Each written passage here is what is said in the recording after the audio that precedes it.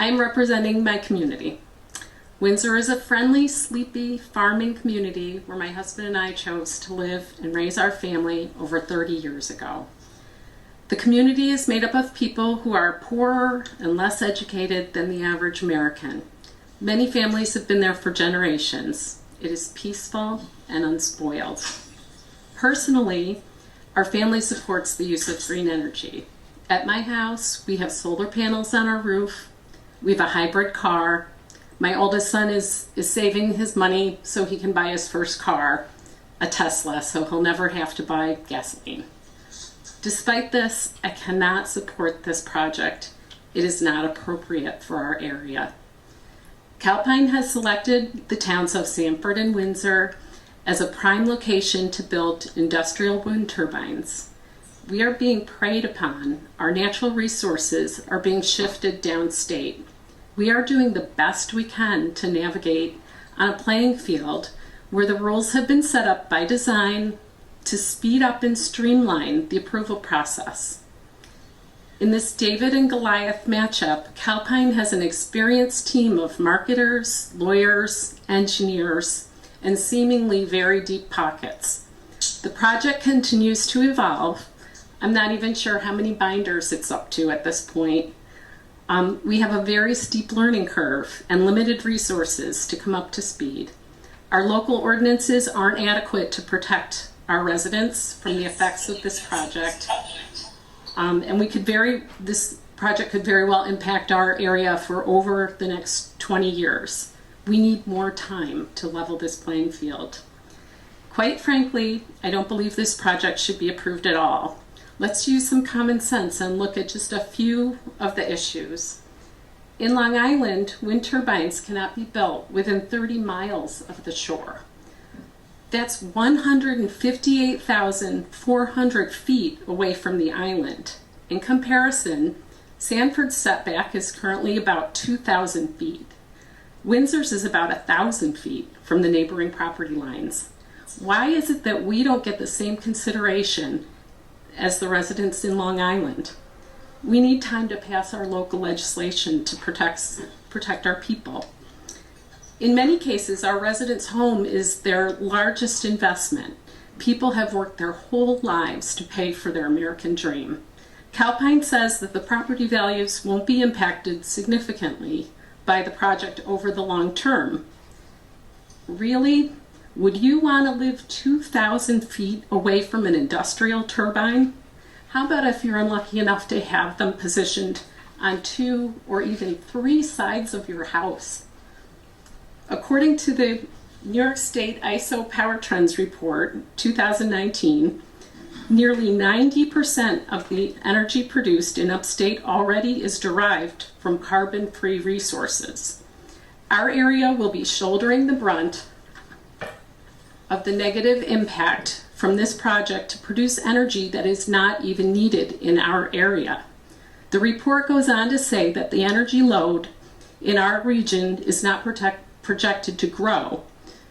So the addition of new renewable resources will displace other sources of clean generation in our area. Furthermore, based on the data in Exhibit 8 in the application, this project will reduce New York State carbon emissions by no more than 0.26%. It will take this project times 20 to reduce New York State's carbon emissions by a mere 5%. Lastly, if this project causes a need for the grid to be expanded, let's think about who's going to bear the cost of that expansion. Throughout this process, community input has been solicited and encouraged. Our residents have formed coalitions, attended board meetings, hired lawyers, put up signs, made t-shirts, signed petitions, entered comments online, spoken at public hearings, and met with local politicians. Some community members are even here today. They are doing their best to be heard.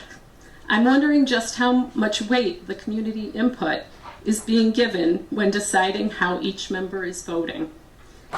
In the Declaration of Independence, Thomas Jefferson wrote that there are inalienable rights that are self-evident, and he gave 3 examples: life, liberty, and the pursuit of happiness. I believe this project is infringing on these rights. In preparation for today's meeting, I recently read an article that first appeared in the Albany Times-Union on September 27, 2017. The article contains a quote by Public Service Commissioner Chairman John Rhodes, who is also the chairman of the board today. He said that the state was not going to force wind projects on rural communities, and said that Article 10 is, quote, not a stacked process, unquote, against these communities. That is certainly reassuring to hear today. We just want to be left alone to live in freedom and enjoy our lives. That's why we live there. Please respect the community's wishes to not have this forced on us, and do not approve the project at this time.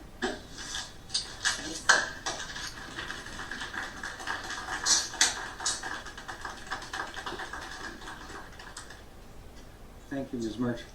Mr. Mauro, the matter is approved and the recommendation is adopted. To your house, 1,000 feet from your home.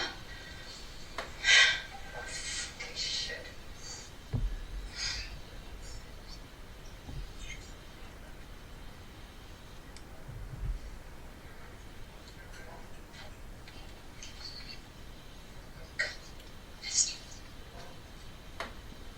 Shame. Shame.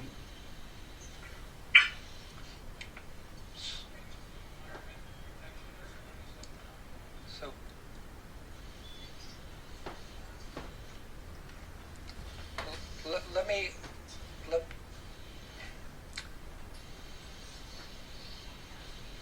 with all due respect, the business of the board as a board, I believe, is done. The matter is approved and the recommendation is adopted. To your house, 1,000 feet from your home. Fucking shit.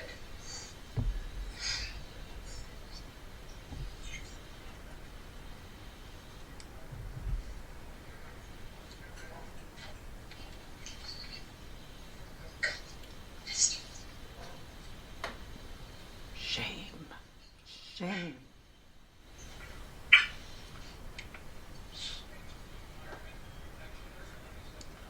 So,